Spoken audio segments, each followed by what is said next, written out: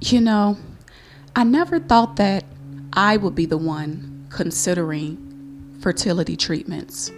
After a year and a half of trying to conceive naturally, things were just not happening for us.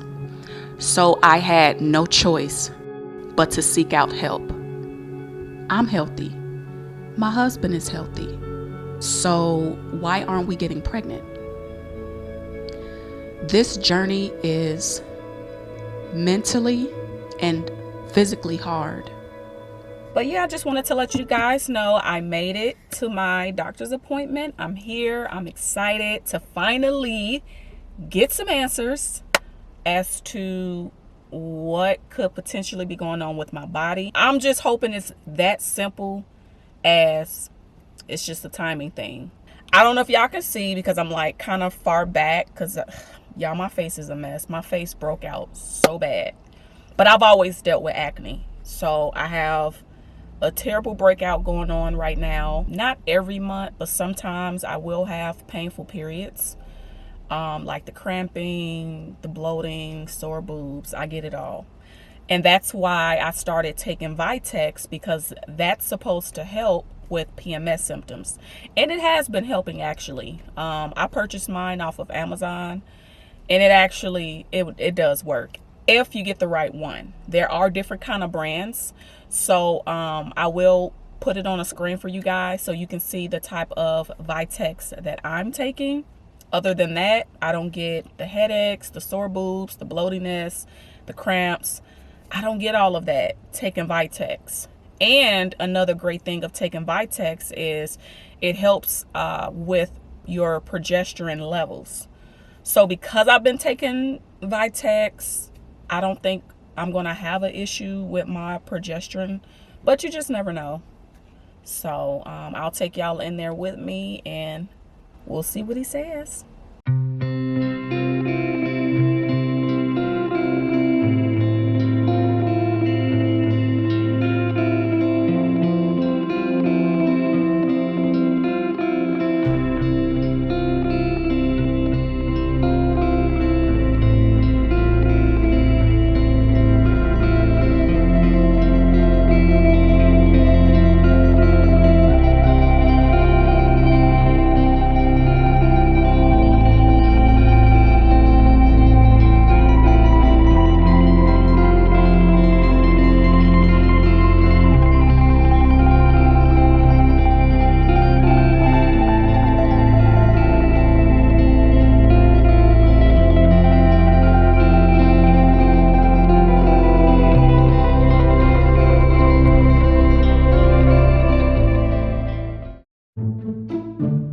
In order to get started in the IVF process, the first test that I had to take was the HSG. What is HSG? Say it with me. Hysterosalpingogram. Or HSG. The HSG test is typically the first test that your doctor will start you off with. The HSG is an X-ray test to outline the internal shape of the uterus and to show whether or not the fallopian tubes are blocked. A contrast material is injected into the uterus. If the tube is open, the dye spills into the pelvic cavity where the body absorbs it. If your fallopian tubes are blocked, sperm won't be able to reach your egg or fertilize the egg. An HSG may be done if you are having a hard time getting pregnant or you've had repeated miscarriages. Depending on the results, they'll stop there or they will go to the second diagnostic test, which we'll talk about in another episode. All right, y'all, so we finally made it back home. I just want to talk about the procedure for a little bit. I was kind of bummed that they didn't let Jared come in the back with me because I was going to have him record, kind of some of the procedure or just what the ultrasound looked like. But they were saying because of the radiation, they can only have one person back there at a time. So, y'all, I've been watching video after video after video of women experiences of having the HSG, And I was scared. I mean, I was scared just based off what the women were saying. They were pretty much saying, like, you had some women say it wasn't that painful, but like majority of women that has the HSG, they say it is excruciating. And they say if one or both of your tubes are blocked, then you're going to be in some serious pain. So that's what I was expecting. I'm the type that I don't want to go through pain if I don't have to. So I would consider myself to have an okay pain tolerance. But when I say, y'all, that HSG was not bad at all. It was not bad. The nurses said that I would experience just some mild cramping, and I did. It wasn't like sharp pains or nothing excruciating. I wasn't shaking, or I didn't have the sweats. It didn't feel like I was going to pass out. None of that. And I thank God that my experience wasn't traumatic, because I do actually have, I'll say, a partially blocked ovary. A few years ago, I did have surgery on my right fallopian tube, because I had a cyst that ruptured and they had to work on it. So I did kind of expect to have some scar tissue on my right ovary. So I was expecting my right ovary to be blocked. I wasn't sure about the left, but when they did the test, my left ovary is completely open. Like she said, the dye was just running through.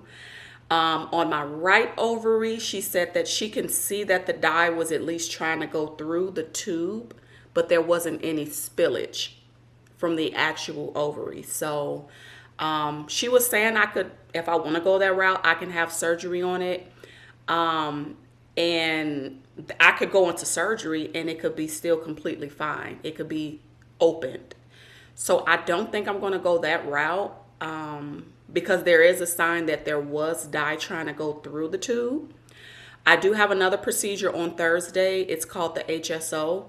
And it's kind of similar to the HSG far as the procedure. But instead of the HSG, it just looks at your ovaries. The HSO focuses on your uterus. I do have one fibroid, and that's going to determine where the fibroid is, and they just want to make sure that it's not going to be any hindrance to my fertility journey. So yeah, I think that's the last diagnostic test that I'm going to take, which will be the HSO. And then after that, we can discuss the next steps.